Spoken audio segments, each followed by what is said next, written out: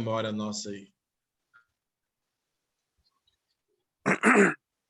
Walter, tem como eu compartilhar a tela, Walter, depois? Tem, eu vou colocar você como host, como hospedeiro na hora aí que eu passar para você. Tá?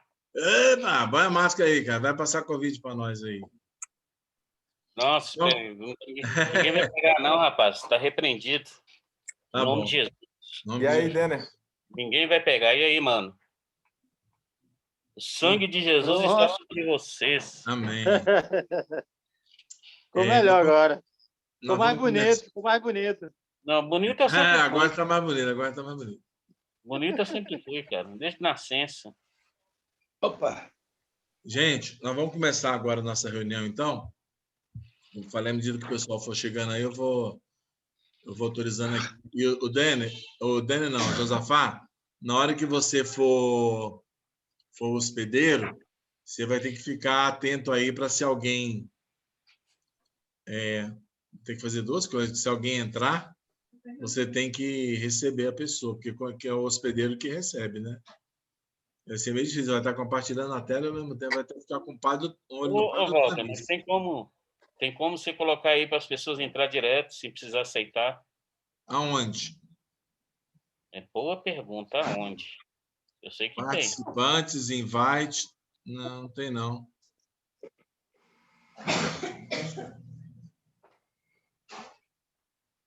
Aí não. Deixa eu ver aqui. Participante, encontrar, invite. Hoje eu tive reunião com a igreja, era direto, o pessoal entrava direto. Ask out your mode.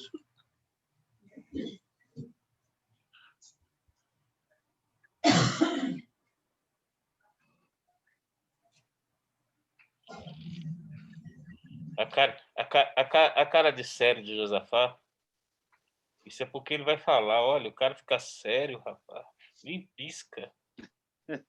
Relaxa, mano. Não, eu estou aqui procurando o jeito de mandar um e-mail para o Walter para poder eu não precisar ficar como o host. Ó, aqui tem Enable Waiting Room, ou seja, colocar a sala de espera, capacitar. Aí eu desliguei. Aí não vai ter sala de espera, o pessoal entra direto? Entra direto. É? Será? Faz o teste. Mas como é que eu vou saber? Sai aí e entra alguém. Deixa eu sair. Daniel vai sair e vai entrar. Vê se consegue entrar direto.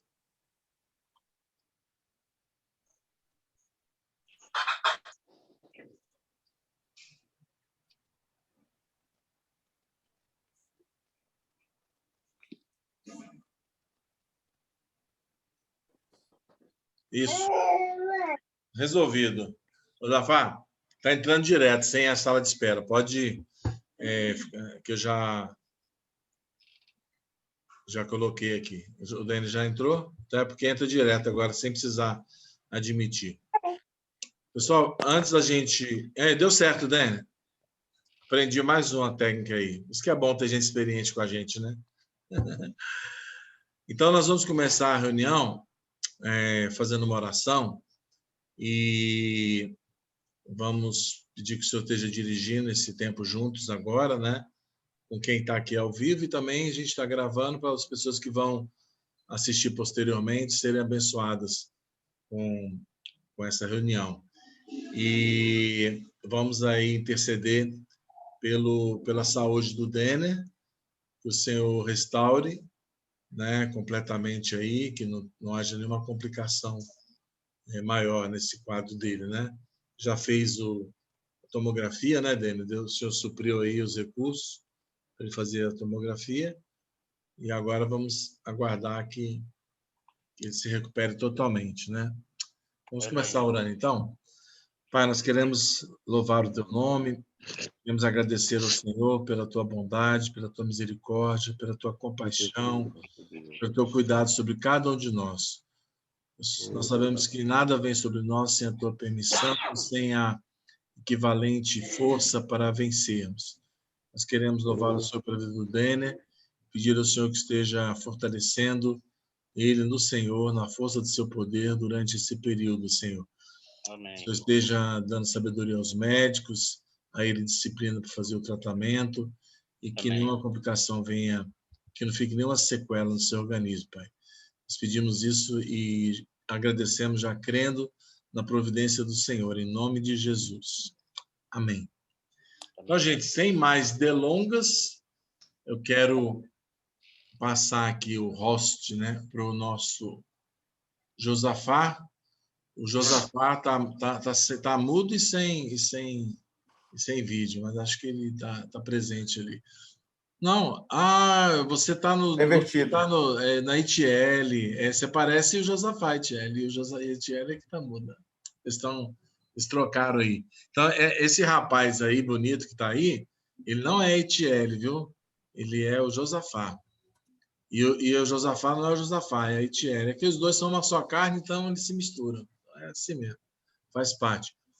Conheci o Josafá um par de anos atrás, porque todo lugar que eu ia, o pessoal falava, você tem que conhecer o Josafá, você tem que conhecer o Josafá. Porque eu vivia lá no Piauí, e o Josafá havia sido missionário na Índia. Desde que eu comecei a falar o nome Índia, já veio junto o nome do Josafá de quebra, quando eu conheci as pessoas lá no Piauí. Josafá lá é mais conhecido que nota de R$2, né? Das igrejas dele, tudo, ficava falando. Então, um dia eu criei coragem e liguei para ele, Josafá, não conhece não, mas a gente tem algumas coisas em comum aí que vou precisar da sua experiência. E aí nós ficamos conversando, fizemos uma amizade, ele foi me passando, porque eu só tive uma direção de fazer alguma coisa na Índia, mas nunca pisei nem um pé lá, né? E não tenho ideia de nada. Então, o Josafá foi aquele que foi dando as dicas e falando, faz isso, é legal, esse ponto aí é bom. Então, eu usei ele como conselheiro. Depois, isso foi gerando uma amizade e hoje eu considero ele um grande amigo. É um servo de Deus e que tem sempre surpreendido com a sua dedicação, com a sua vontade, amor pela obra missionária, né? E eu sei que ele tem muito para passar para a gente. Então, eu vou passar aqui o host para ele poder, para ele poder ter aí o tempo. Zafá, fica tranquilo aí, questão de horário, porque eu botei a reunião aí até 6h30. Mas, se alguém precisar sair, à vontade. Só dar o tchau. Seu Rocha agora. Depois eu vou ter que entender aqui também como é que vai funcionar. É share, né? Compartilhar. Você tem que primeiro abrir a página lá no seu computador e deixar ela aberta. Depois que você abriu, você vai lá no share e aí você escolhe a parte que você abriu. Tá bom, beleza. Bem, gente, vamos lá. Muita expectativa para a gente ter um bom tempo aqui nessa tarde. Primeiro, confirmar aí se vocês estão me ouvindo bem, se o áudio está legal, dá um sinalzinho de positivo aí. Beleza, maravilha. Gente, 2 homens foram desafiados a poderem cortar uma plantação, né, uma madeira em uma floresta, e eles iriam receber de acordo, né, o rendimento do trabalho deles, esses 2 lenhadores, né? E um começou desesperado, partiu para cima e começou a cortar o maior número de árvores que ele conseguisse, né? E ele fazendo muito esforço, ele olhou no final, viu pouco resultado, enquanto o outro estava sentadinho lá na sombra, né? E aquele que estava desesperado, suando bastante, foi lá perguntar por que ele não estava ainda partindo para cima para executar a tarefa dele, né? De cortar as árvores, e ele respondeu que estava amolando, né? Afiando o machado. Então, eu acho que esse momento representa isso para a gente, momento, né, de afiar o machado. E o objetivo é a gente ser mais efetivo, né, naquilo que nós vamos fazer. É menos esforço e ser mais efetivo. Eu acho que essa é a expectativa de todos nós. E nós temos conversado bastante sobre Índia e chegou o momento da gente poder conhecer um pouco mais daí, talvez, para aqueles que ainda não conhecem, não tiveram contato com a história da Índia, de onde é que surge a história desse povo. E eu vou tentar, eu coloquei aqui de forma didática, eu coloquei a história da Índia.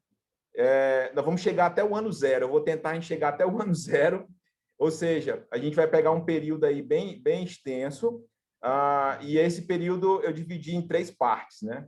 De forma didática, para que ele ajude a gente a entender essa parte histórica. A gente vai ter aí, do ano 0 para cá, 2.000 anos de história, que a gente não vai nem tocar nesse assunto ainda, né? Como a gente colocou, é só uma introdução. Então, a gente vai ter outras oportunidades de tocar em outros assuntos. Você chegando na Índia, você vai ficar surpreso com a quantidade de arquitetura e de influência muçulmana, islâmica, né? Você vai ficar surpreendido. E isso tem muito a ver com as conquistas e com as invasões muçulmanas que aconteceram já depois da morte de Maomé, Maomé morreu em 600, né? E a partir do ano 700, possivelmente, em diante, o islamismo ele expande de forma agressiva naquelas regiões, partindo do princípio, né, de conquista. E a gente não vai nem tocar nesses assuntos, né? Eu só estou falando para você que vai ter muita coisa para frente, mas a gente vai tentar, pelo menos, colocar o pano de fundo histórico, tá bom? Então, a gente vai começar pensando um pouco. Deixa eu ver aqui se vocês estão conseguindo ver. Estão conseguindo ver a imagem da tela? Beleza. Então, a gente vai fazer uma introdução, como a gente falou. Vai ser apenas uma introdução. E nós estamos aqui, ó. Nosso ponto inicial é exatamente aqui. Nós estamos observando aí o mapa que representa o sul da Ásia. Quando você escuta, né, nos livros antigos e vários materiais sobre Índia, a Índia era exatamente isso aqui, ó, o sul da Ásia. A Índia não é apenas o que nós compreendemos hoje como Índia, né? Eu não sei se você sabe, mas na Bíblia fala sobre Índia, né? Se você abrir lá no livro de Esté, capítulo 1, verso 1, vai falar que o rei Assuero, ele conquistou, né, desde Etiópia até Índia, né? E Índia compreendia toda essa parte. E, basicamente, quando você escuta falando de conquistas na Índia, né, é mais relacionado a essa área aqui do Paquistão hoje, né? Era o lugar onde onde os invasores, os dominadores conseguiram chegar mais longe. É nessa parte aqui que representa hoje o Paquistão. Então, a gente está pensando de Índia, e para começar a pensar sobre Índia, a gente precisa lembrar que a Índia era representada por todo esse conjunto de países aí, que hoje é o sul da Ásia, né? O Paquistão, Nepal, Butão, Bangladesh, Sri Lanka, né? Todos esses países aí, eles eram Índia no passado, né? E isso é moderno, é nossa época moderna, né? Que aconteceu a independência desses países, como, por exemplo, Paquistão e Bangladesh foi no ano de 48, agora, 1948, onde esses países eles se tornam independentes da Índia. Mas até o ano de 1948, Paquistão e Bangladesh eram Índia, né? Era um país só, né? Houve a independência e eles se tornaram países agora independentes. Então, a história começa aqui, ó. A história começa exatamente no rio Indus. A gente ouve muito falar sobre os hindus, né? Mas esse nome Hindus, eles partem exatamente do nome desse rio. Eu não sei se você consegue ver aí, mas essa parte azul é o maior rio, né, que desce dos Himalaias. Você vai ter o rio Indus. E essa região, hoje, ela é Paquistão, tá? Essa região hoje é Paquistão. E aí, vocês conseguem ver a setinha movimentando aí a setinha? É possível ver a setinha movimentando?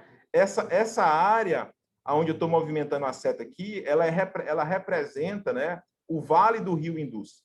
E aqui, onde foi estabelecida uma cidade extremamente importante, que era chamada de Harappa. E a outra cidade mais importante era Mohenjo-Daro. Essa cidade aqui embaixo, Karakti, já é uma cidade moderna, já algo mais novo. Mas eu queria só destacar para a gente essas duas cidades, chamada Mohenjo-Daro e Harappa. Nós estamos falando, gente, nós estamos falando aqui de por volta aí do ano 3000 a.C., né? Por volta do ano 3000 a.C., nós temos essas duas cidades extremamente estruturadas. E pouco você escuta, pouco se sabe, né, hoje, através de livros, a respeito dessas duas cidades.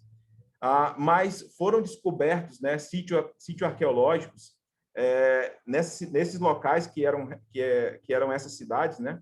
E é incrível o acervo que foi encontrado nesse lugar. A gente vai falar um pouquinho sobre isso. Então, eu queria que você pensasse exatamente sobre isso. O nome Hindu, né? Você lembrasse do nome Hindu, que é exatamente o rio Hindu, ou rio Indus, aonde surge o povo hindu, né? E isso não tem a ver apenas com religião, isso é um povo. é basicamente como a gente misturou as coisas, né? A gente pensa que os árabes são muçulmanos, né? Árabe é um povo. Então, o povo hindu é um povo, né? Não é uma religião.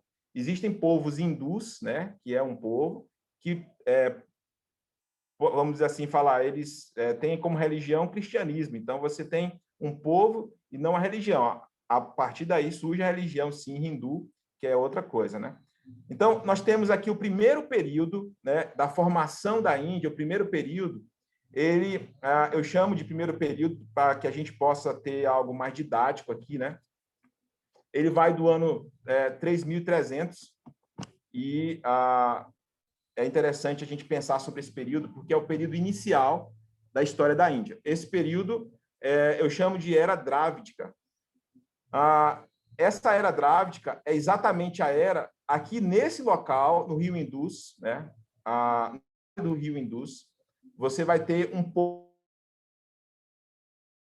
local, nativo, que vive aqui nessa região, e esse povo, eles foram chamados de Drávidas, né? Esse povo viveu aí, onde há relatos desse povo, por volta do ano 3.300 a.C. Nós temos relatos da história desse povo chamado de Drávidas.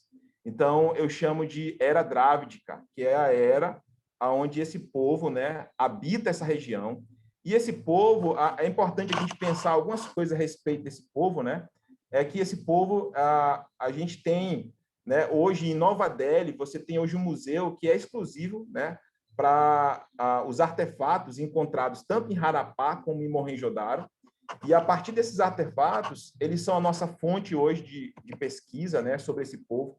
A gente não tem quase nada escrito a respeito desse povo. Se você for pesquisar, você vai encontrar pouca coisa hoje a respeito dele, porque essas escavações são mais recentes. Apesar dos sítios arqueológicos serem antigos, nunca tinha tido uma pesquisa mais acurada a respeito desse povo, e são pesquisas mais recentes. E nesse local de Harapá e Mohenjo-Daro, que é ao longo do rio Indus, hoje nós temos mais de 1.500 sítios arqueológicos naquele lugar, né? Esse povo era um povo onde eles viviam basicamente da pesca, por viver ao redor, né, à beira do rio, e da agricultura. E eles desenvolveram técnicas avançadas de irrigação e de construção. Hoje você tem a imagem aí que você pode ver, hoje tem vários sítios arqueológicos que foram escavados e você consegue ver uma estrutura e construções incríveis desse povo que viveu há 3.300 anos atrás, só para você ter ideia, né? Então, eles tinham uma sociedade bastante organizada, era uma sociedade conservadora. Esse povo nativo foi o primeiro grupo de pessoas, né, que vivia nessa região. Eles falavam línguas diversas, não existe hoje uma identificação de uma única língua, e essas línguas diversas que eram faladas, foram encontrados vários objetos, né, que apontam para uma espécie de escrita, possivelmente, deles, mas não tem nenhum relato de escrita deles. E essas línguas diversas que eram faladas nesse período ainda não foram decifradas até hoje, né?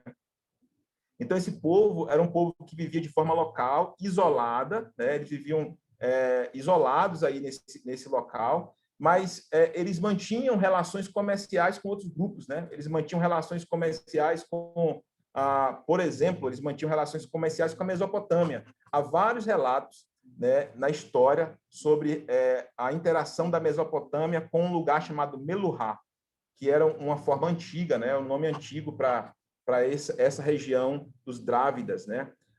Esse período, gente, que nós temos aqui, esse grupo de povos nativos ao longo do rio Indus, né, com as suas duas cidades mais proeminentes, Mohenjo-Daro e Harapá.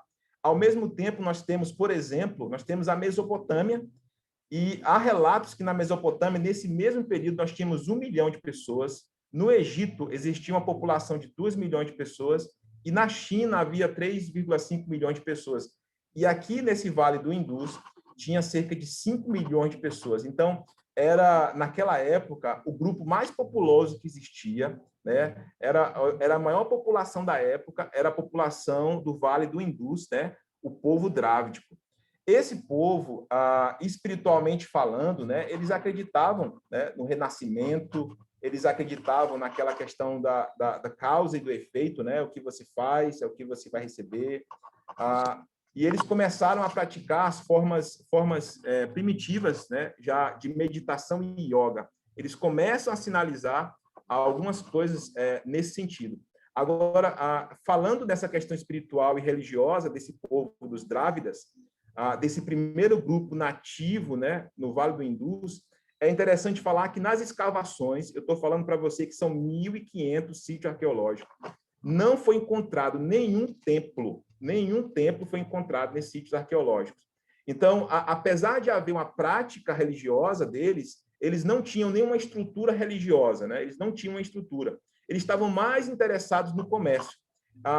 Eles, por ter uma terra extremamente fértil, eles adoravam a água, né? Terra, fogo, né? A questão da natureza. Mas, apesar de adorar a natureza, eles não tinham uma prática religiosa formal, né?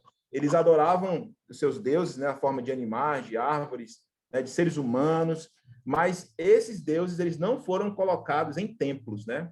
A religião, então, ela era informal e ela era baseada apenas em um conhecimento mais transmitido de forma oral. Você não tem nenhum escrito, né, nesse período. Então, era um povo conservador, eles eram um povo que poderíamos assim falar, sem uma estrutura de governo. Possivelmente, quem governava nesse período eram os comerciantes, e por eles não terem uma estrutura tão rígida e sólida de governo, esse período ele ruiu, né? Então, teve um fim. Essa era drávica teve um fim. Esse povo não fortaleceu, especialmente na questão do seu governo. E há relatos que podem apontar pelo fato deles não terem uma religião comum e uma língua comum, isso enfraqueceu muito eles como nação. E aí entra o segundo período, né, que eu coloquei aqui para você de forma mais didática. O primeiro período ele vai, então, de 3.300. Esse é o primeiro relato histórico que nós temos da formação desse grupo de pessoas ao redor do Vale do Indus, em 3.300 a.C. Esse povo nativo local, né, um povo mais indígena, e eles vivem até 1.600. Quando chega no ano de 1.600, nós temos agora um segundo período muito importante. E esse segundo período, eu chamei ele... isso aqui eu estou colocando de forma didática apenas para facilitar o nosso entendimento. Nós temos o segundo período, que é a Era Védica. Esse período, gente, ele é extremamente importante para a gente também entender muitas questões da modernidade na Índia hoje, questões tanto sociais como religiosas. Então, esse grupo local, eles se enfraquecem, né? Eles não têm uma estrutura de governo sólida, se enfraquecem, e no enfraquecimento deles, vários grupos estrangeiros veem uma oportunidade de invadir essa região. E o primeiro grupo que invade essa região é um grupo nômade pastoral. É um grupo nômade pastoral. Eles são indo-europeus, né? Indo-europeus é a classificação desse grupo. E eles invadem essa região e eles forçam os drávidicos a recuarem, né? A voltarem um pouco dentro do seu território. E esse grupo, né? Esse grupo nômade pastoral, eles são exatamente os arianos, né? São muito famosos os arianos. E esses arianos, eles recebem o nome de védicos, né? Exatamente porque é nesse período que surgem os Vedas. E nós vamos falar daqui a pouco sobre os Vedas. Então, a fonte de pesquisa para a Era Drávica, como é que a gente sabe que essa Era Drávica existiu? É através da arqueologia. A fundamentação é na arqueologia, nos sítios arqueológicos. E a Era Védica, como é que nós temos informações sobre essa era? É a partir dos Vedas, que é o livro sagrado, né, do hinduísmo. A gente vai falar já já. Então, essa sociedade védica que eles invadem essa região, né, do Vale do Indus, eles são uma sociedade pastoral, né, e eles se consideram superiores àquele povo nativo que estava ali, né? Então, quando eles chegam, eles acabam escravizando, né, aquele grupo local, os drávidicas, e é exatamente aí aonde nós percebemos, né, a primeira vez aonde esse sistema de casta ele vai ser evidenciado. O sistema de casta ele já existia no período drávico, mas ele não é algo formal, né? Ele não é algo que está sendo colocado dentro da hierarquia social, como requisito da hierarquia social, né? É exatamente com os arianos, que é no período védico, onde as castas elas passam a ser um requisito da hierarquia social. E aí, nesse período védico, acontece a divisão de castas, onde nós temos o primeiro grupo, chamado de Brahmanes, né, que eram os sacerdotes, o segundo grupo dos Kshatriyas, que eram os guerreiros, né, e o terceiro grupo, nós temos aí, que é os Vaishyas, artesãos, comerciantes, camponeses e outros, e o quarto grupo, que é os Sudras, que é os escravos. E esses escravos são exatamente esse povo nativo que eles encontraram, escravizaram. Muitos deles não se submeteram a esse domínio ariano, e eles foram recuando. Eu não sei se você lembra na visualização do mapa que eu mostrei, isso acontece lá no Vale do Indus. Então, o povo local, né, os nativos, eles acabam recuando.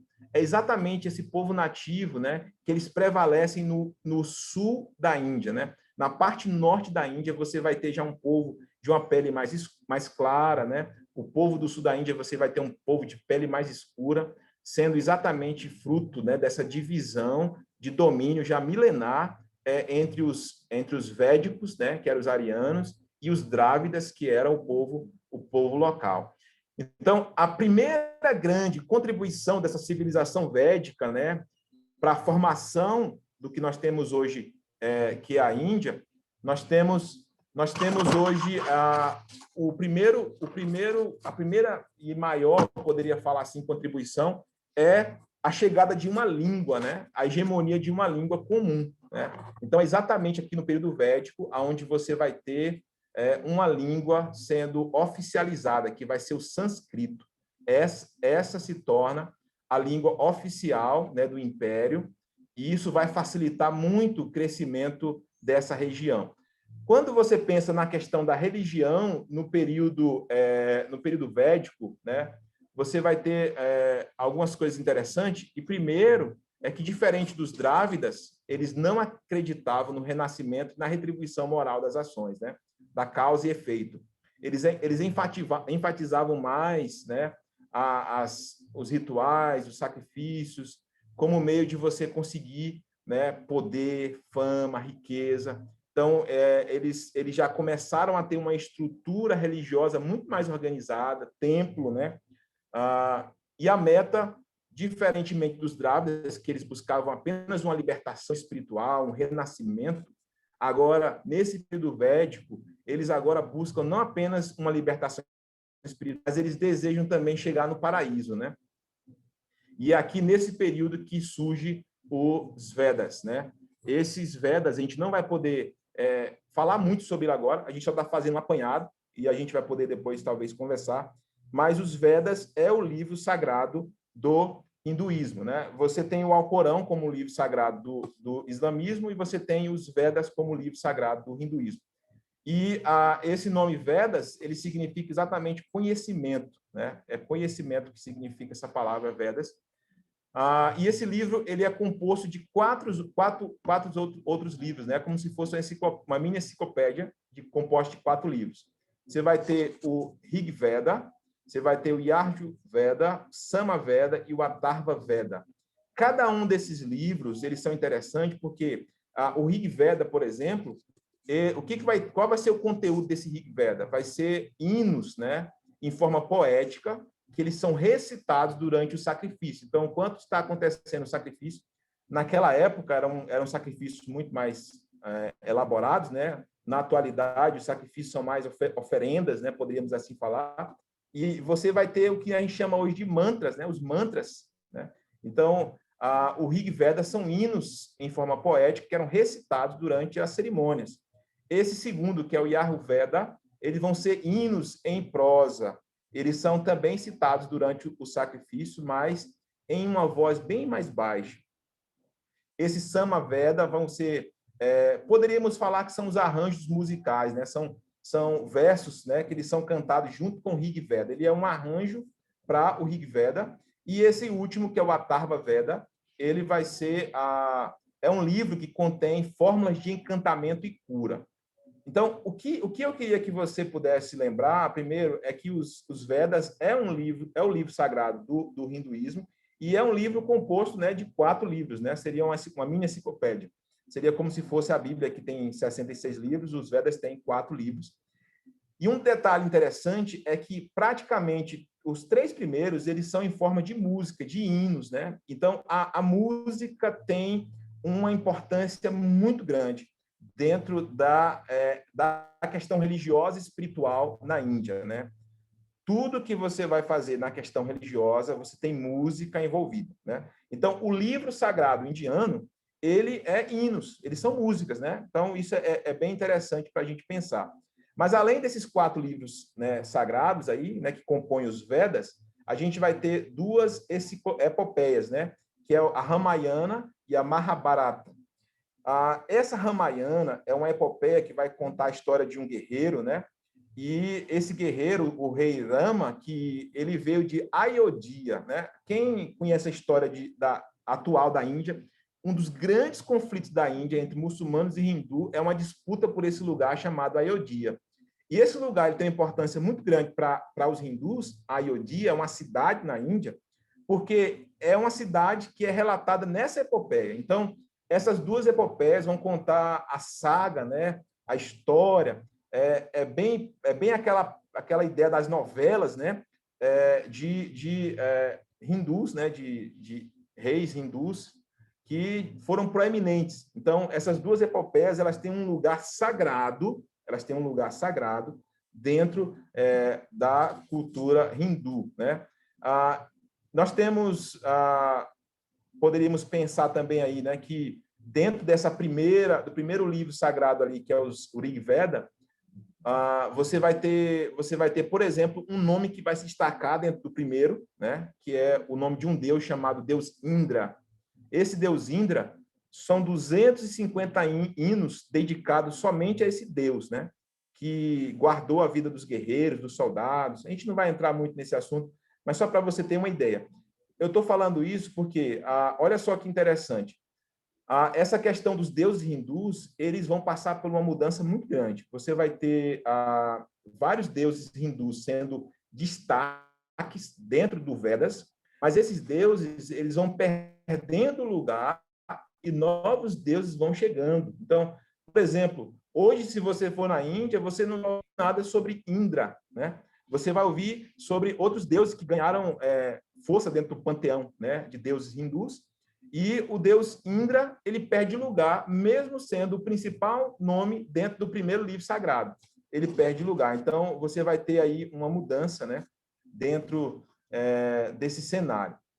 Então, o que está acontecendo aqui? Nós temos um livro que chega para unir um povo, que é para unir eles de forma religiosa e ajudar eles dentro da questão das práticas. Nós temos uma língua, tudo isso dentro do período védico, e é um período que se estende bastante, né? Ele vai desde 1600 até 600 a.C., né? Esse é o período que se estende a esse período do período védico dos arianos, né? E aí o que acontece, né? Você tem aí quando chega no século 6 a.C., 600 a.C., 607, você vai ter vários reinos que se solidificam com força. Especialmente, você vai ter 16 reinos que ganham ascensão, e esses reinos, né, eles ganhando força, fica difícil para manter um país unificado, né, para manter uma região unificada, né? E aí, o que acontece? Nesse período, aí, do final do período védico, você vai ter várias invasões estrangeiras acontecendo. Por exemplo, aquela citada lá no livro de Esther, capítulo 1, verso 1, que fala que o rei Assuero, ele domina até a Índia, né? Então, essa invasão, que ela, na verdade, ela acontece de forma sólida com o rei Dario, né? Ele acontece ali exatamente no final do período védico, né? O período védico, ele termina porque eles não conseguem unificar essas cidades que ganham força, se tornam cidades-estados, né? E aí, esse período védico, como ele era conhecido, ele chega ao fim.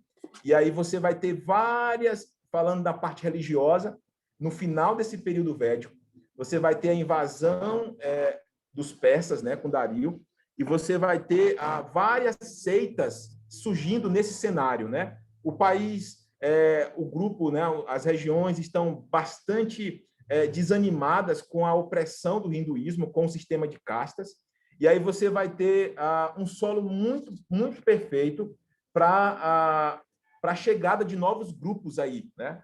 Então, por volta do século VI, você vai ter grupos estrangeiros chegando, você vai ter um povo cansado, né, com o sistema opressor de castas, e aí você vai ver um estouro de seitas surgindo, porque o povo está em busca, né, de algo diferente.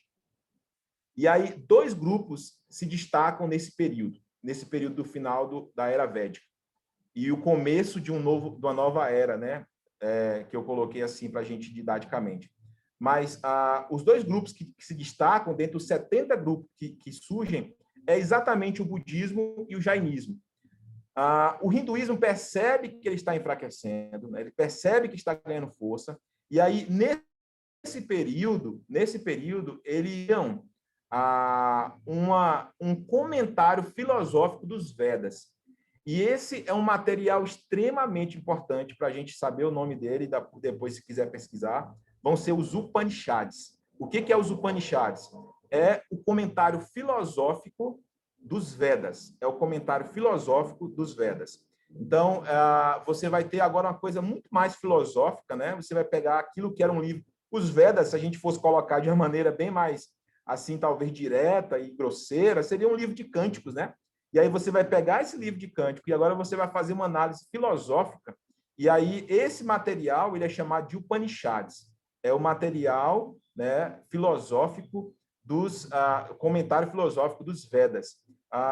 E aí esse material, os Upanishads, eles surgem exatamente nesse período onde o hinduísmo está se enfraquecendo e está surgindo esses novos grupos. E aí o que acontece? Surge o budismo e o jainismo. Por volta aí, especificamente aí do século... o budismo surge por volta do século VI, né? Século VI, antes de Cristo, com Siddhartha Gautama, né? Com Buda. Ele, do que na época era a Índia, mas hoje é Nepal, nascido no Nepal, e ele entra no território hoje que é a Índia, que é Bihar, e ali ele tem a sua tal de iluminação, que é na cidade que a gente estava falando aí, que é Bodh Gaya, né? E aí você vai ter o jainismo, que, diferente ele usa muita coisa como o budismo do hinduísmo, mas o jainismo, por exemplo, ele prega muito, né, a questão da paz e a oportunidade de todo mundo ter voz, sabe? Você vai ter uma quebra do sistema de casta, e aí você vai ter, então, nesse final do período védico, você vai ter um período de reforma religiosa, onde esses novos grupos surgem. Então, quando você chega aí por volta do ano 600, você vai ter o hinduísmo já solidificado, né? Com o livro, com a língua. Você vai ter o budismo aí florescendo, ganhando força, muita força. E você vai ter o jainismo também, já bem estruturado e ganhando bastante força. E aí, quando chega... nós temos aí o terceiro período e último que eu queria falar, né? Que eu chamei ele de Índia Antiga, ou poderia também chamar de Era Clássica, né? Eu já vi alguns historiadores chamando esse período de Era Clássica, né? Exatamente por ser o período onde surge, né, esse material filosófico, onde surge o budismo, onde surge o jainismo, que eles trabalham realmente numa linha muito mais clássica, e aí você tem um período chamado de período clássico.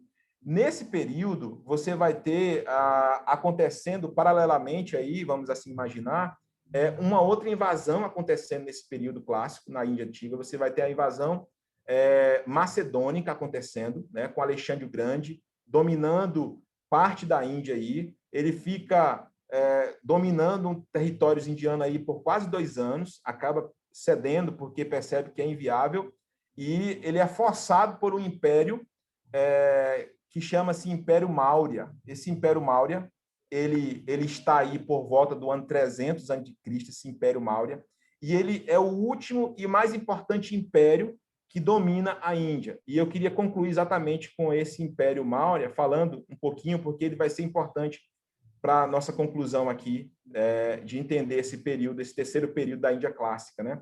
Esse Império Maurya, ele vai ter como precursor aí o rei Chandra. E esse rei Chandra, ele tinha um exército de 600 mil soldados, exatamente esse rei que domina, que segura as pontas aí de impérios como o macedônico, né? Mas eu não queria destacar aqui, só falar um pouco sobre o reinado dele, eu queria falar, porque nosso tempo é curto, eu queria falar do neto de Chandra, né? O neto dele foi o imperador Ashoka. E esse imperador Ashoka, ele tem uma importância muito grande para a gente entender muita coisa desse período, né? Ashoka, ele viu muita coisa, participou de uma grande guerra, né? Foi vitorioso, mas após essa guerra, ele se sente extremamente desanimado, desiludido, e ele decide agora buscar um outro caminho, um percurso de paz. E Ashoka, ele, imperador do Império Maurya, que era o maior império da Índia, e ele se converte ao budismo, né? Assim como Constantino, nós temos a página na história que Constantino se converte ao cristianismo, nós temos essa página de Ashoka se convertendo ao budismo. E quando você vai na Índia, por exemplo, em Bodh Gaya e vários outros lugares, todos os monumentos que você encontra, a parte budista, né, foram resultados e frutos do investimento desse imperador. Ele tem uma política extremamente avassaladora de propagação da fé budista. Ashoka é responsável por fazer o budismo se tornar uma religião internacional. Ele envia missionários para vários países ao redor da Índia, como Mianmar, como Butã, como Sri Lanka. Esses países hoje são budistas graças ao esforço, né, desse homem aí que acreditou no que ele tinha que fazer e fez, né? A inspiração que a gente recebe é na ousadia que esse cara tem, apesar de nós sabermos que não foi algo bom, né? Que foi o budismo que ele entregou. Mas ele poderia ter entregado o evangelho de Jesus se tivesse tido contato com ele, né? Então, Ashoka, ele foca, a partir dessa única guerra que ele participa e fica decepcionado, ele não foca mais em manter o seu império, e ele vai focar agora em expandir o budismo. Ele vai fazer com que o budismo se torne uma religião ou uma religião internacional e vai abraçar, né, toda aquela região do sudeste asiático. Após a morte de Ashoka, você vai ter agora um período bem difícil, porque como Ashoka não se preparou militarmente falando, ficou decepcionado, ficou extremamente susceptível a várias outras invasões que vão entrar nesse período, e um dos impérios que retorna é exatamente o Império Grego. Nesse período aí, que vai por volta de 200 a.C., o que está acontecendo é a construção das muralhas da China, o que impede o avanço para aquela região, e aonde você vai ter agora todo o foco voltando novamente para a Índia, e vários grupos estrangeiros começam a entrar, e o Império Grego, ele agora vai entrar nessa região novamente, e eles dominam até perto do ano 0, né? Eles vão estar dominando, e nós vamos chegar nesse final aí, nesse período, né, com as 3 religiões fortes aflorindo, né, ganhando uma expressão muito grande, que vai ser o jainismo, o budismo e o hinduísmo, mas o hinduísmo como sendo a religião oficial. Então, o nosso objetivo aqui era poder, nesse momento, trazer esse apanhado histórico com muita informação, que depois eu quero que você vá, né, digerindo, porque eu espero que você tenha se atentado a algumas informações importantes, que nos faz entender a formação do que nós temos hoje de Índia, né? Quando você pensa de Índia, você pensa de Mahatma Gandhi, você pensa desse grupo, nós estamos falando do século XX, né? Nós estamos falando aqui de séculos, aí de quase, talvez, 30 séculos antes de Cristo, né? Nós estamos começando lá, para que a gente possa compreender como nós chegamos no que nós temos hoje e como entender melhor esse grupo de pessoas, né? Para que a gente consiga, de forma mais efetiva, compartilhar do evangelho com eles, tá bom? Então, eu vou finalizar aqui essa primeira parte, tá? E agora a minha esposa vai dar uma palavra, e aí depois disso a gente vai ter um momento de bate-papo, vocês perguntando, tá bom? Então, agora a minha esposa vai ter uma palavra com vocês e a gente volta já já. Ela vai ser rápida e breve aqui para a gente poder ter esse tempo junto. de perguntas e respostas. Walter, eu preciso tirar essa tela aqui agora, né?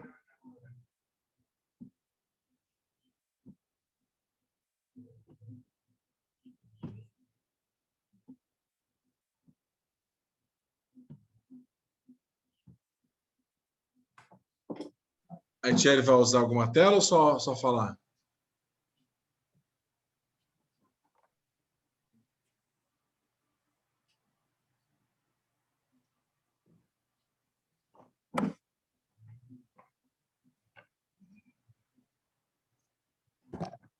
Oi, boa tarde. Todo mundo escutando? Graças a Deus. Tudo bom com vocês, gente? Então,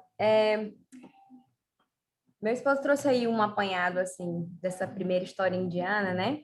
Mas quando a gente estava conversando sobre, pedindo a Deus sabedoria e discernimento sobre o que nós poderíamos conversar com os irmãos nesse período agora, uma coisa que eu achei muito pertinente que a gente falasse sobre esse ponto, né, que eu vou trazer aqui para os irmãos. Na verdade, não é nenhum fato histórico, assim, pontual sobre a Índia, mas acredito que todos vocês aqui, tem o Dene, que já morou lá, né, conhece bem melhor do que eu, já morou mais tempo, e talvez algum dos irmãos já tenham visitado, ou até lido alguma coisa sobre a Índia, ou ouvido testemunhos, né, mas é interessante a gente observar, irmãos, sobre um ponto de vista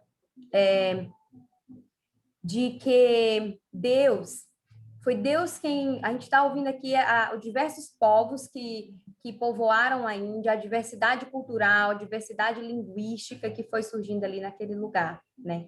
E a gente ouve histórias assim, e eu já contei histórias assim, os indianos, eles arrotam, ou os indianos, eles não usam papel higiênico, ou os indianos isso, ou os indianos aquilo. E essas histórias, elas trazem para nós uma visão tanto preconceituosa em relação ao povo indiano, de que é um povo sujo, de que é um povo não sei o quê. E eu achei muito importante que a gente conversasse sobre isso hoje, porque eu já pensei assim, né? E diante da minha imaturidade de saber sobre a diversidade cultural indiana, e eu sei que essa diversidade ela não é só indiana, mas no nosso próprio país existe uma diversidade cultural muito grande, a gente via isso como algo do homem, né? Algo de que, porque eles são estranhos, são diferentes. Mas eu acho muito interessante a gente parar para pensar sobre o ponto de vista de que a diversidade cultural de um povo, de povos, ela vem do próprio Deus, que é o criador desses povos, né? Deus, quando ele fez o homem, colocou o homem ali no jardim, ele nos deu um mandato para que nós pudéssemos criar, multiplicar, governar o mundo, né? E quando ele nos deu esse mandato, ele nos deu toda a capacidade para exercer isso, para desenvolver culturas, né? E aí surge a agricultura, surge a criação de animais para o seu próprio alimento. Então, a gente olha hoje para esses pontos da cultura indiana que foram manchados pelo pecado, que são vários, e na nossa própria cultura tem, e a gente olha como se toda a cultura indiana fosse algo ruim, simplesmente porque é diferente da nossa, né? Muito diferente da nossa. Mas eu queria incentivar os irmãos a terem essa visão de que nem tudo na cultura indiana é ruim, que existe beleza e existe o dedo de Deus, a criatividade infinita de Deus sendo revelada através daquele povo. Muita beleza, muita criatividade, né? E coisas lindas que nós podemos observar ali. Então, assim, eu acho interessante quando a gente vê João compartilhando em Apocalipse que diante de Deus haverá povos de toda tribo, língua e nação, né? E que visão fantástica ele teve de todos esses povos reunidos, com vestes brancas, e esses povos eles estavam cantando, celebrando, dizendo que Deus ele é digno, que Jesus é o único digno, né? E a gente vê ali que essa diversidade que nós temos, que Deus nos deu de culturas, línguas, características de cada povo, ela vai entrar pela eternidade. Ela não vai se acabar aqui, né? Então, assim, é algo que Deus valoriza. Existe o dedo de Deus nisso, né? Então, a única mensagem que eu queria compartilhar com os irmãos é essa, né? Nós carregamos em nós uma mentalidade muito colonialista. né? Porque nós fomos colônias durante muitos séculos e, de certa forma, às vezes ainda continuamos com essa mentalidade. E muitas vezes o missionário, quando ele chega em outra terra, ele tem essa mentalidade. Não, a minha cultura é superior e basicamente, eu vou anular a cultura do povo, achando que pregar o evangelho é você colocar ali a sua própria cultura, né? Nós sabemos que o evangelho de Jesus, as boas novas do evangelho, elas estão acima de qualquer cultura, né? E nós podemos comunicar essa mensagem que Deus mandou para todo o mundo, né? Para todo o ser humano, até os confins da terra, de uma forma que nós não vamos agredir aquilo que o próprio Deus deu, né? Então, para isso, a gente precisa de muita sabedoria e discernimento do Espírito Santo para fazer isso. Mas era isso que eu queria compartilhar com os irmãos, e que Deus abençoe a todos nós e nos dê aquilo que nós precisamos para podermos pregar o evangelho, para que as pessoas venham conhecer o nome de Jesus, o povo indiano. E acho muito interessante o desejo dos irmãos de conhecerem mais, porque eu acho que quando você conhece um povo, uma nação, você consegue orar com mais sabedoria e discernimento, né? E que isso sirva para que nós possamos começar a amar o povo indiano através de uma vida de oração por esse povo. Um abraço a todos vocês. Deus abençoe.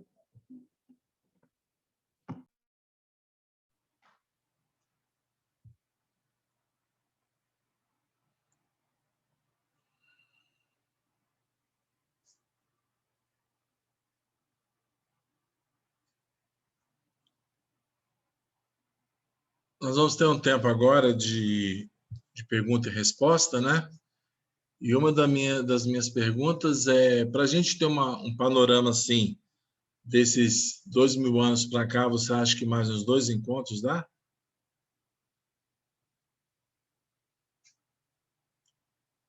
Um panorama igual você deu desse, tá? Tá. A gente pode pensar que mais uns 2 encontros a gente consegue ter uma visão. Tá, sim. Geral, ok. Tá aberto aí, pode abrir o microfone e fazer as perguntas pro Josafá e para a Etiele, que também está junto lá. Ela preparou também, ela pode estar ajudando a responder as perguntas aí. Qual a pergunta? Eu faço. Alô? Raquel. Estão me ouvindo? Tá. Beleza. Eu queria saber, no caso, se a gente quisesse aprofundar mais, né? Estudar com mais detalhes essa questão histórica, se tem algum material, algum site ou algum livro, não sei, que vocês possam me indicar. Raquel, paz, irmã. Paz. Olha, é interessante, você tocou num assunto que tem me preocupado bastante, porque, assim, talvez esse tempo aqui seja um tempo para a gente encontrar respostas e talvez orar de forma mais objetiva por isso. A gente tem no Brasil hoje um movimento muito forte, eu louvo a Deus por isso, por alcance do mundo árabe. Se você quer alcançar o mundo árabe, você tem hoje materiais traduzidos em português de alto nível, de excelente padrão. Agora, quando você fala do mundo budista e do mundo hinduísta, você não tem quase nada, né? É difícil. Você encontra um livro aqui, outro ali. Eu acho que uma vez eu mandei para o Walter aí um nome de um livro, né? E, assim, basicamente, você não tem em português quase nada. Se você não sabe o que você está procurando, porque você vai ter que ir procurando uma palavra aqui, outra ali, e juntando as peças, mas, assim, você lê um material, você não tem quase nada em português, infelizmente. Então, talvez seja algo que Deus está nos dando até a oportunidade de sonhar e de ver um movimento de produzir algo, né, que possa ajudar a igreja brasileira a orar e conhecer de forma mais específica sobre o mundo, especificamente sul-asiático, né? E, infelizmente, Raquel, não temos. Ok. Eu estou gravando aqui e vou puxar esse vídeo para o meu canal lá no YouTube e aí coloco à disposição de quem quiser rever o material. Josafá, vai ser possível disponibilizar esse PowerPoint aí no nosso grupo? Sim, depois você disponibiliza o grupo, eu baixo e subo lá também para... Acho que dá para baixar no YouTube como descrição lá, junto do vídeo eu coloco também o PowerPoint lá.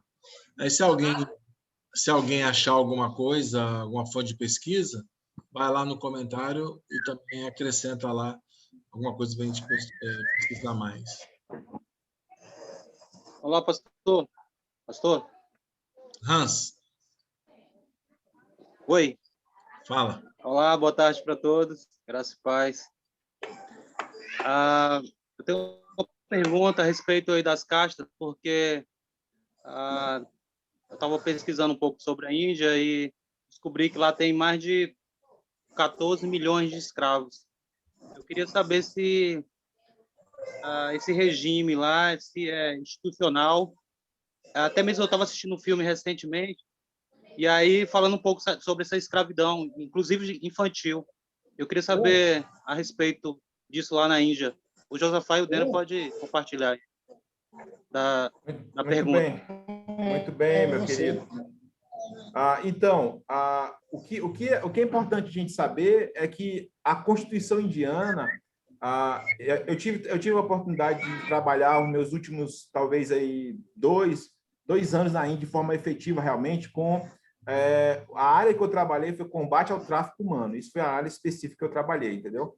Então, a gente teve um acompanhamento bem de perto, né, de estudar as leis, né, a Constituição, e você tem o Código Penal indiano, e você vai ter todo lugar que você for procurar, você vai ver que, teoricamente, tudo isso foi abolido. Então, a escravidão na Índia, ela se manifesta de várias formas, né?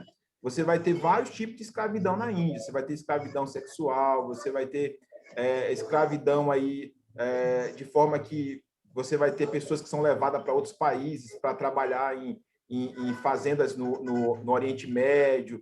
Vai ser várias as formas que a escravidão ela vai ser manifestada. E nenhuma dessas formas ela tem uma legitimidade legal. Mas o que acontece? Eles usam o artifício de oprimir os pobres. Então, assim, o pobre, né, as castas baixas, eles não têm informação. Eles não têm informação. Então, o cara que é superior, né, das castas superiores, vai lá e se aproveita disso.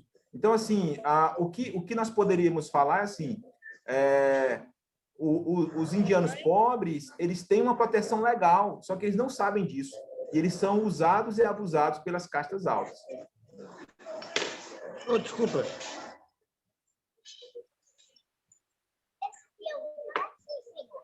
Aqui, ó. Outra coisa também,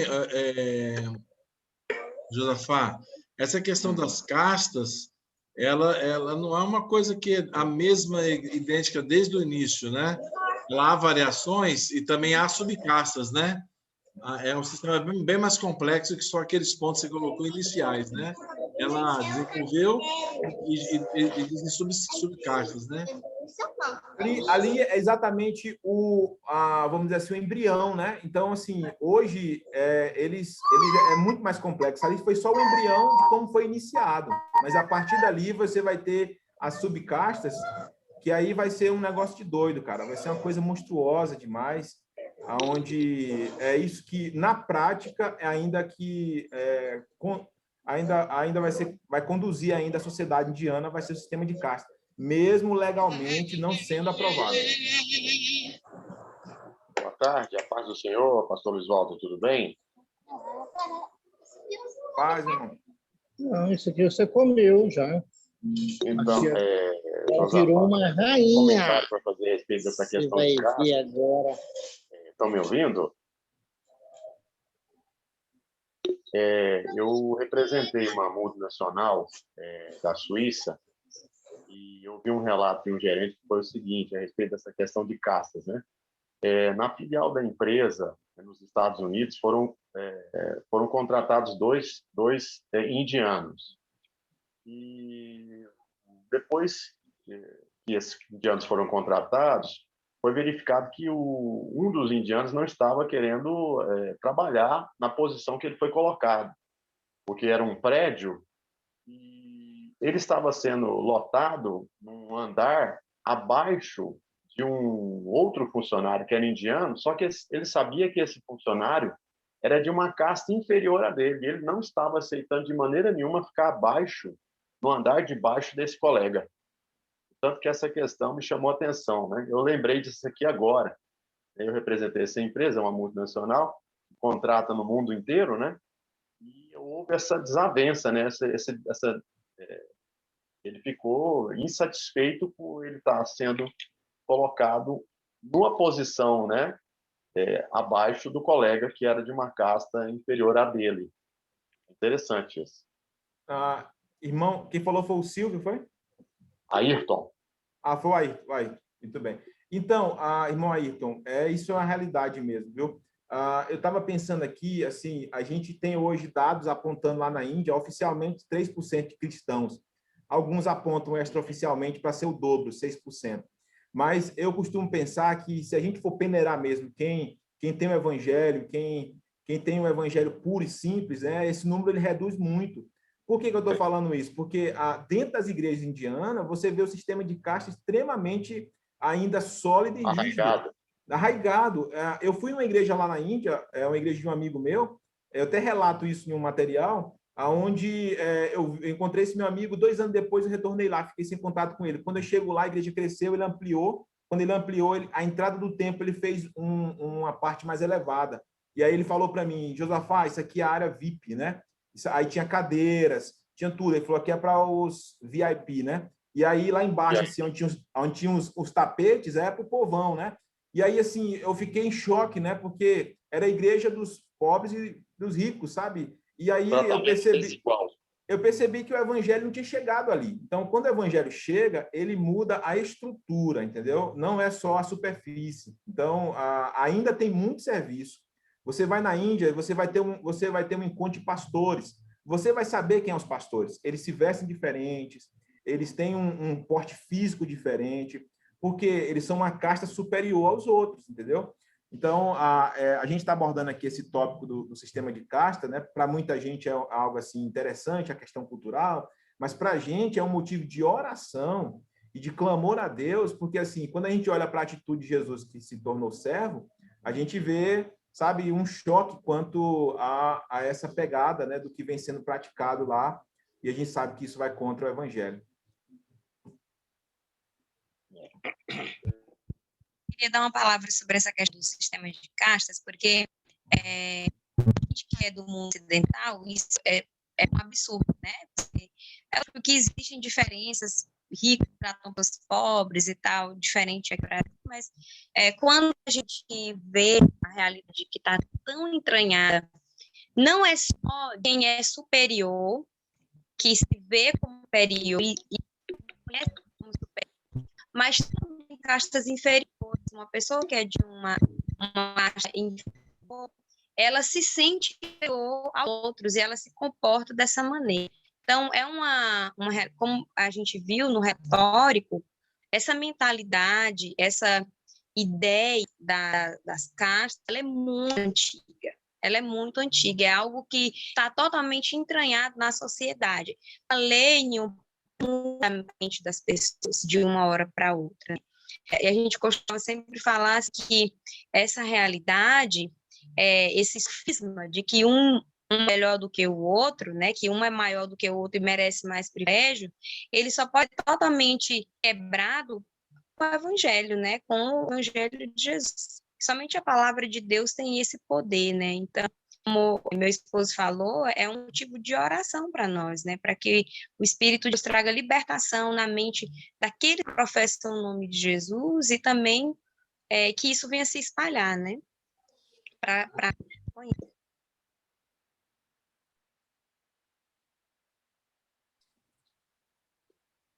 Shalom.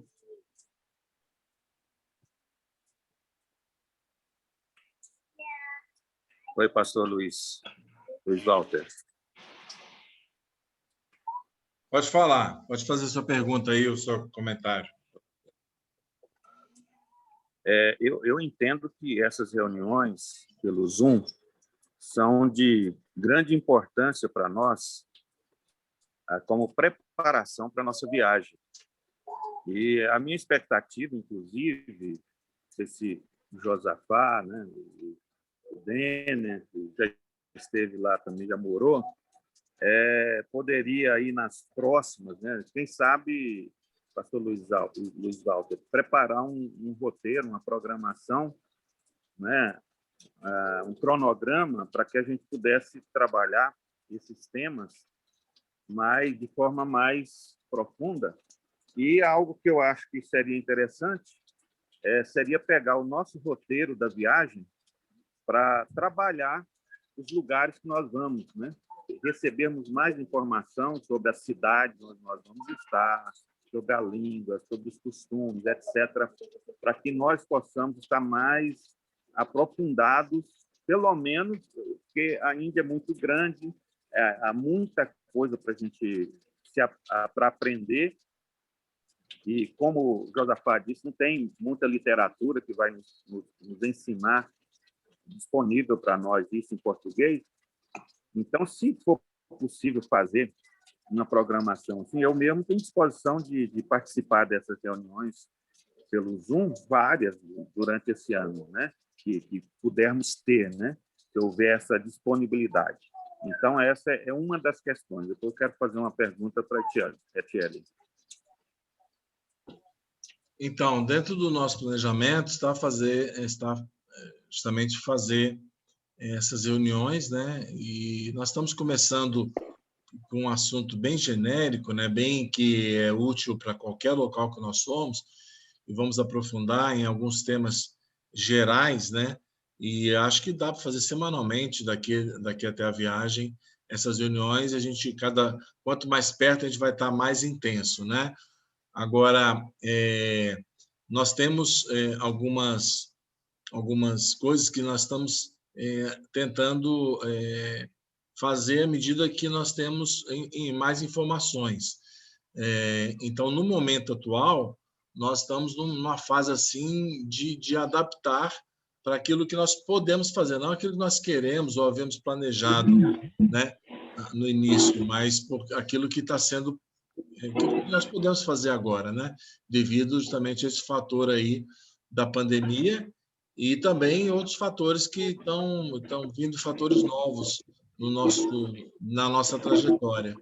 Lembrando que o projeto ele envolve Brasil, Estados Unidos e Índia, e envolve também vários parceiros diferentes e a equipe que vai, né? E no momento atual, nós estamos nessa fase sem poder definir. Então, uma coisa que está se delineando bem claro é que a data que nós colocamos em outubro, ela dificilmente será possível a gente manter essa data, né, da original da viagem devido à pandemia, questão de vacinação, até mesmo da gente poder ir para os Estados Unidos, fechar as parcerias lá e definir. Precisamos de tempo para ver isso.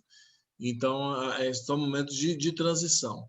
Outro fator, apóstolo Soares, é que Deus está trazendo parceiros, né, e pessoas diferentes para dentro do projeto, e está havendo algumas mudanças, né, no percurso aí, né? Gente que não imaginava ter pessoas de Telangana, lá de Hyderabad no início, que depois apareceu o Caleb, não pensávamos em ter equipe de Calcutá, né, West Bengal e outros que estão aparecendo aí. Então, nós estamos, nesse momento, numa fase de reavaliar, né, a data da viagem. Não temos uma definição, temos assim um desejo muito grande de que ela aconteça logo, né? Mas hoje, se a gente tivesse que pensar em alguma data, seria na segunda quinzena de janeiro, não mais final de outubro, mas para janeiro. E, assim, com otimismo devido a toda a situação mundial, né?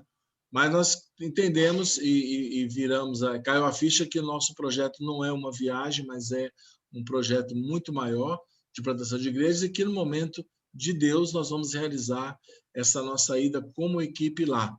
E não visando, né? Claro que nós queremos fazer o nosso turismo, o nosso passeio, mas visando o que é o melhor para o ministério, né? Então, atualmente, pela configuração das equipes que estão se unindo ao projeto, nós estamos questionando se é o melhor lugar para ir diretamente para Nova Delhi, ou Calcutá, ou Hyderabad. Assim, nós estamos pensando naquilo que é melhor para todas as equipes que vão se locomover e aonde o treinamento vai acontecer.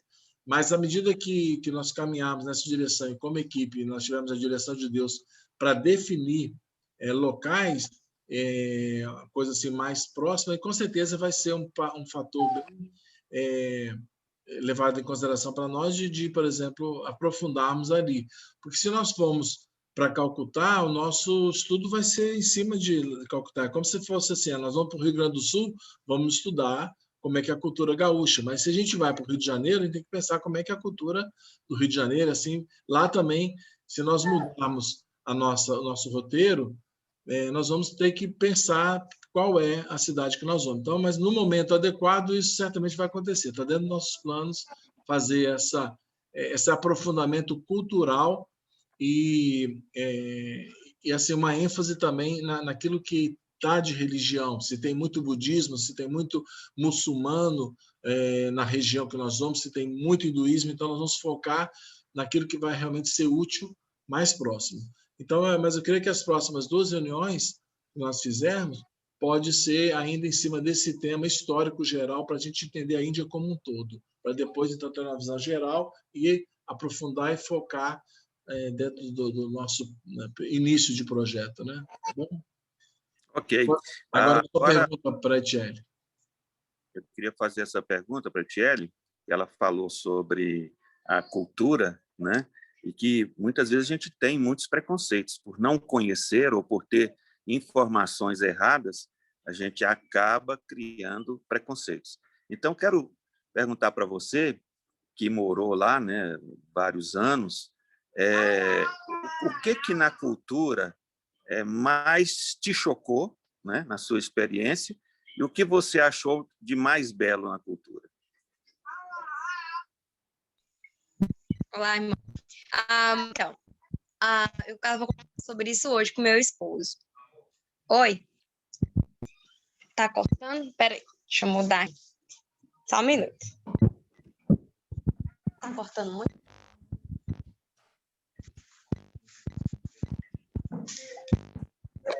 Oi, desculpa, é para que vocês possam me ouvir melhor. Tá cortando aí no celular, a conexão. Então, na cultura indiana, eu estava conversando hoje com meu esposo que a ignorância, o preconceito, ele faz a gente perder muitas oportunidades, né? Quando nós chegamos na Índia, nós moramos um tempo, logo depois, nos meses que a gente chegou, a gente foi para a cidade de Hyderabad. E lá é basicamente o povo telangana, né? A língua que eles falam é o Telugu. É uma língua bem diferente, porque ela é uma língua muito nasal, sabe? Eu não lembro alguma palavra em Telugu, eu não lembro agora. Mas eu tinha uma vizinha que lá a gente morava numa casa que era conjugada. A gente morava na casa da frente e a vizinha morava no fundo. E ela toda tarde, os pais dela moravam na zona rural, ela ficava a tarde inteira no celular, falando. E aquela voz, aquela língua na minha cabeça me dava uma fadiga tão grande. Não sei se vocês entendem fadiga, as palavras aqui do Nordeste, né? Me dava uma agonia tão grande, uma fadiga ficar ouvindo, que eu, no meu coração, eu me fechei totalmente para o Telugu. Eu dizia assim, língua horrorosa, eu nunca vou aprender isso, eu não quero nunca aprender isso. E aí, essa semana, eu estava refletindo sobre isso, né? Sobre esse posicionamento meu de não ver a beleza naquela língua, daquele povo, e que eu perdi uma oportunidade. Eu morei 4 anos e hoje dificilmente eu sei assim 2 ou 3 palavras. E eu poderia ter aprendido Telugu, né? Apesar de ser uma língua bem difícil. Mas enfim, foi uma coisa que me deixava muito assim agoniada naquele. Acho que pelo fato de eu não entender as minhas inseguranças, de não entender, não conseguir me comunicar com eles na língua deles, me levou até essa visão preconceituosa. Algo que eu acho lindo na cultura indiana, eu gosto muito de comer, sabe? Eu gosto muito da comida indiana. A princípio não gostava, né? Eles têm uma culinária muito, muito rica, né? Uma mistura de sabores. Se você pega os indianos, eles conseguem misturar em uma panela coisas que a gente usa só quando está com gripe, quando está doente. E eles fazem aquilo ali ter um sabor tão maravilhoso, né? Outra coisa que eu acho muito, muito linda na cultura indiana é o respeito que eles têm pelas figuras de autoridade. Os pais, professores, pastores, qualquer pessoa que é um mestre religioso ou um mestre na área do ensino, ou os pais, ou as pessoas mais velhas, eles ensinam as crianças desde pequeno a ter esse respeito, a prestar esse respeito para as figuras de autoridade, que a gente, na nossa sociedade ocidental, a gente tem perdido, né? Então, é uma coisa que eu acho muito bonita também. Eu poderia falar de outras, mas, assim, vou ficar por aqui mesmo, porque o tempo é curto. Mas existe muita beleza, muitos princípios, coisas que Deus deixou ali, sabe? Que é muito bonito. Ah, outra coisa que é muito linda, que eu lembrei, agora é o último, prometo, é a devoção que eles têm pelo divino, né? Os indianos, eles ficam horas sentados no chão, em um culto, sentados no chão, gente, de perna cruzada. Qual brasileiro que consegue ficar 3 horas sentado no chão, num culto, sem cochilar, sem ficar entediado? Né? Nós não conseguimos, e eles conseguem isso, é porque eles têm uma devoção, um respeito muito grande pelo divino, né? Pelo sobrenatural. Vou ficar por aqui mesmo. Deixa para os próximos capítulos aí. Um pouquinho da língua indiana aí, do Telugu. Pode aproveitar aí. A Raquel pode aproveitar para pegar umas receitas, né? Aquela coisa indiana. Desculpa, eu não entendi, irmão, pastor José. Eu disse o seguinte, que a minha filha, a Raquel, que está aí, pode aproveitar para pegar umas receitas com você, porque ela já tem feito aqui algumas comidas indianas, né?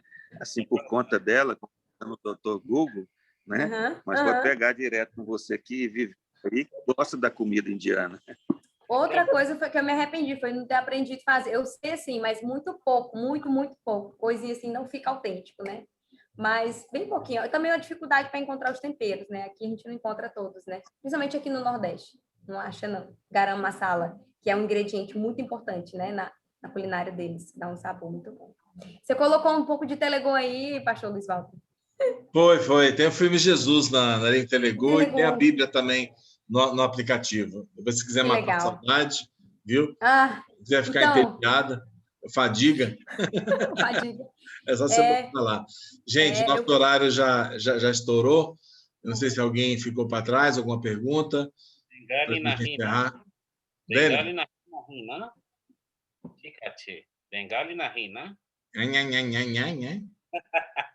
Entendi tudo. Pois é. Eu estou falando Bengali. Falei, vocês não vão falar nada do Bengali, né? Ok. Mas a Raquel foi aprovada na comida indiana. Que é 10. Senhor, realmente, essa questão de encontrar os ingredientes é bem difícil, viu? Mas eu fiz uma correria aqui, viu, Itiele? E eu consegui fazer o garam masala. Descobri uma indiana no YouTube, né, que ensina as receitas, e aí ela ensinou a fazer o garam masala e consegui fazer. Eu queria aproveitar só, pastor, se tiver um tempinho, o gancho do meu pai, nessa parte cultural, né, que falou, e perguntar para você, Tiele, também, né? Você tem bastante experiência lá, nessa questão da aliança, por exemplo, de casamento, né? A gente sabe que esse anel, essa aliança que para nós, quando a gente vê o anel na mão esquerda ali da mulher, a gente já sabe que ela é casada, né? Lá, para eles não tem significado nenhum.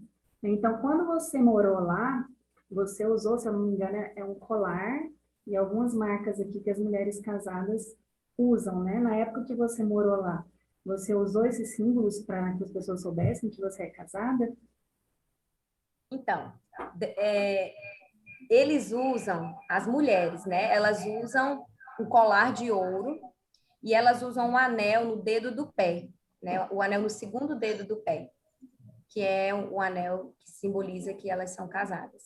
Mas eles sabem que na cultura ocidental, a aliança na mão esquerda, desculpa, na mão esquerda, é um símbolo de que a pessoa é casada. E eles também, em alguns indianos cristãos ou indianos que têm, sei lá, vivem fora da Índia, eles também usam, né? Nos casamentos que eu fui em 2 casamentos e eles usavam a aliança, eram cristãos, né? E usavam a aliança e também usavam o cordão, né? Mas eu não usava o cordão, porque é um cordão específico de ouro, sabe? Bem assim. Então, eu não cheguei a usar. Bem caro.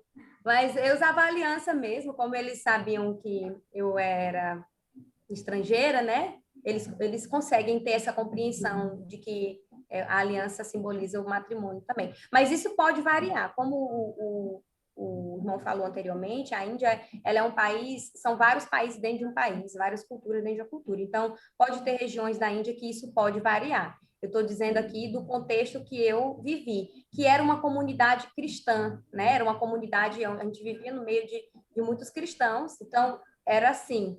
Mas lá nas vilas mais remotas, enfim, outras comunidades, aí pode ser que tenha sido diferente. Mas tradicionalmente é o cordão de ouro e o coisa aqui o bindi, né, na testa.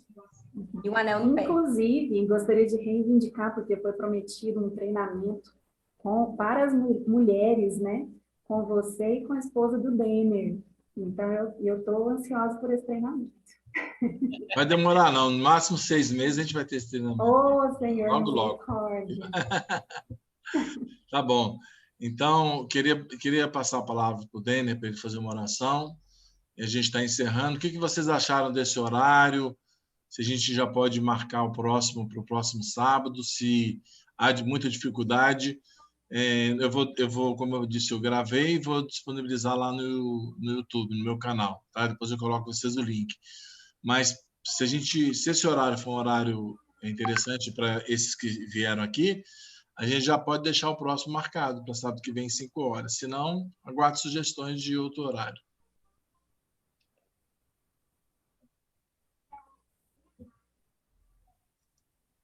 Se houver um silêncio geral, eu vou continuar. Eu acho que estabelecer um dia e um horário é a melhor coisa que se pode fazer do que ficar reuniões aleatórias. Por exemplo, eu estou sabendo que é todo sábado, então eu já me preparo para no sábado, naquele horário, a gente poder já não ter nenhum compromisso, né, para a gente poder ter. Então, eu prefiro, vamos fazer sábado, é sábado, e não deixar para ser uma reunião aleatória, data aleatória. Tá, vamos fazer o seguinte, vamos deixar os próximos 2 sábados marcados e a gente avalia, então, no final dessa conclusão dessa primeira etapa, que é a história, né? A gente conversa e avalia se a periodicidade da reunião e define se esse é um horário adequado ou muda o horário, tá bom? Então, para início agora, a gente pode... Sim. No meu caso, se a gente conseguisse fazer no sábado de manhã, ou pelo menos à tarde, só que mais cedo, seria melhor, porque às vezes no sábado eu faço evento com a célula, né? Esse sábado mesmo, se não tivesse acontecendo lockdown, a gente teria um evento com a célula, justamente nesse horário. Alguém teria dificuldade no horário das 4 horas, em vez de ser 5 às 4?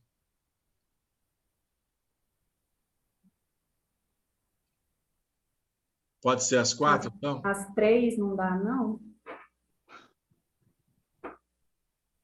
Preciso da opinião dos demais. Para mim, dá.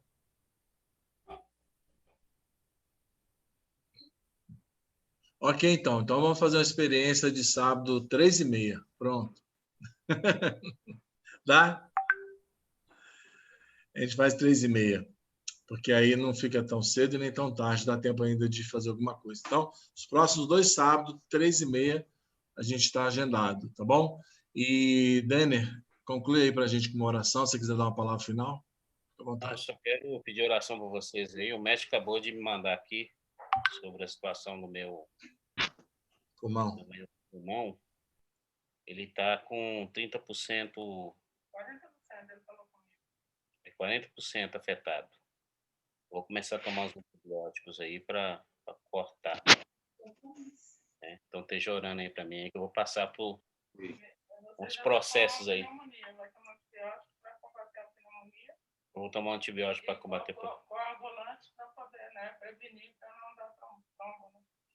E vou ter que tomar um coagulante também. Então, esteja orando aí, porque eu estou no olho do furacão. Ok, então vou pedir para o apóstolo Soares orar por você, então. Amém. Bom? Ok, então vamos orar.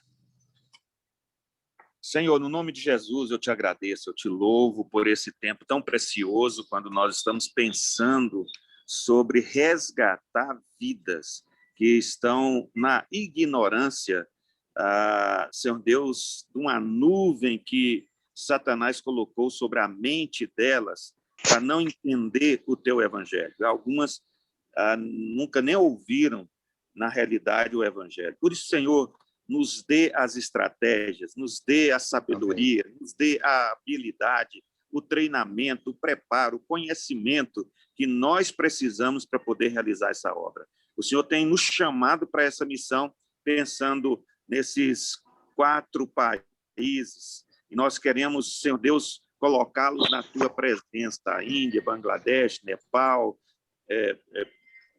Butão, que o Senhor possa nos ajudar a entrar com autoridade e com poder nesses países, levando as boas novas do teu evangelho. E agora, Pai, coloca a vida do Denner na tua presença. Quando nós estamos passando por essa pandemia e ao nosso redor tantas pessoas sofrendo, pessoas que têm sofrido, eu quero colocar a saúde do Denner diante do Senhor.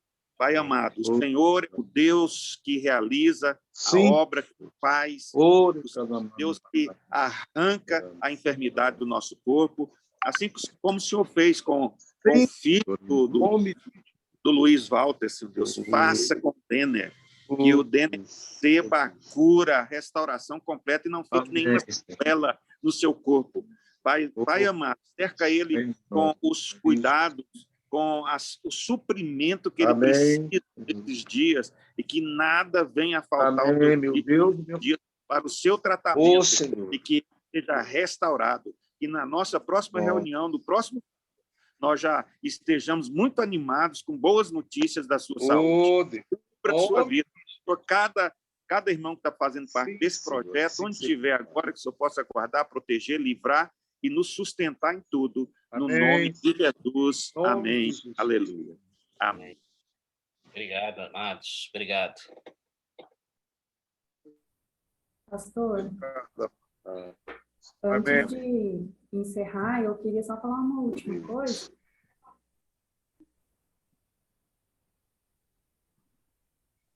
Pode falar. É que essa semana eu tive um sonho muito forte em relação a esse projeto, né, da Índia. E aí, depois, numa próxima oportunidade, eu queria compartilhar com vocês, quem sabe, no sábado que vem, né? Tá, se você também quiser gravar um vídeo, colocar lá no nosso grupo, seria legal também. Que aí você não mata a gente de curiosidade até semana que vem. Ô, Luiz Walter. Okay. Luiz Walter. Luiz Walter. Eu acho que seria interessante a irmã compartilhar esse sonho, porque, na realidade, quando Deus dá sonhos, é porque existe um propósito. Ele quer dar um livramento, ele quer trazer uma revelação, algo que a gente não está percebendo e entendendo, e assim a gente pode começar a orar em cima disso. Eu gostaria de saber o sonho, porque já começaria também daqui, né, no meu horário, na minha intercessão, orando por isso. E Deus dá o discernimento, Deus nos dá o discernimento sobre o sonho. Amém. Então, Raquel, fica a tarefa aí. Você grava lá e posta para a gente, tá bom? No nosso grupo. Alô? Um abraço, pessoal. God bless you all.